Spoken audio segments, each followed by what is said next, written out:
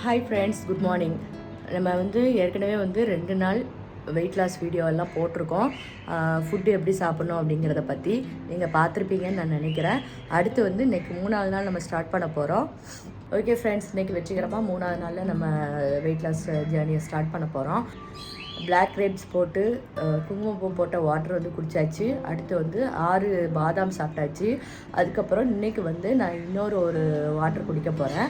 அது என்னென்னு பார்த்தீங்கன்னா சியா சீடும் லெமனும் கலந்த வாட்ரு. அது நான் ஏற்கனவே வீடியோவில் போட்டிருக்கேன். அதுதான் டீடாக்ஸ் ட்ரிங்காக நான் இன்றைக்கி குடிக்க போகிறேன்.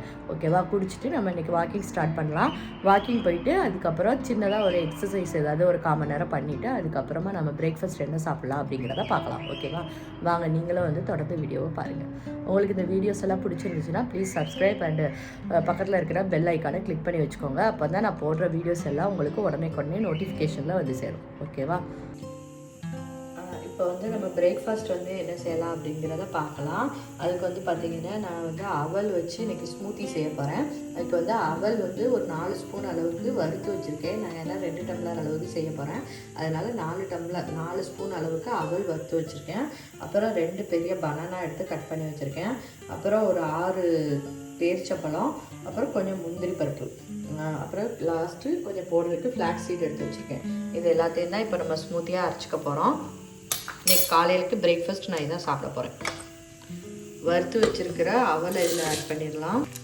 அடுத்து முந்திரி பருப்பையும் இதில் ஆட் பண்ணிடலாம். அடுத்து வாழைப்பழம், 1 ஸ்பூன் அளவுக்கு ஃப்ளாக்ஸ் சீட் ஆட் பண்ணுறேன். அப்புறம் பேரிச்சப்பழத்தை கொட்டையை எடுத்துகிட்டு இதில் ஆட் பண்ணி கொஞ்சமாக ஒரு 1/2 டம்ளர் அளவுக்கு நம்ம லோ ஃபேட் மில்க் ஊற்றி நம்ம அடிச்சுக்க போகிறோம். நான் அடிச்சுட்டு உங்களுக்கு காமிக்கிறேன். இப்போ பார்த்தீங்கன்னா நான் ஒரு 1/2 டம்ளர் பால் ஊற்றிட்டேன். அப்புறமா ஒரு 1/2 டம்ளர் அளவுக்கு தண்ணி ஊற்றிட்டேன். இப்போ இதை நல்லா மிக்சியில் ஸ்மூத்தியாக அடிச்சுட்டு வந்துடலாம். பார்த்திங்கன்னா ஸ்மூத் பேஸ்ட்டாக அரைச்சாச்சு. இப்போ நம்ம இது கிளாஸுக்கு மாற்றிடலாம்.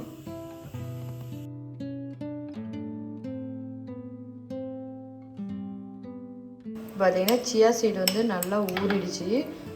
இதை ஒவ்வொரு ஸ்பூன் மேலே போட்டுக்கலாம்.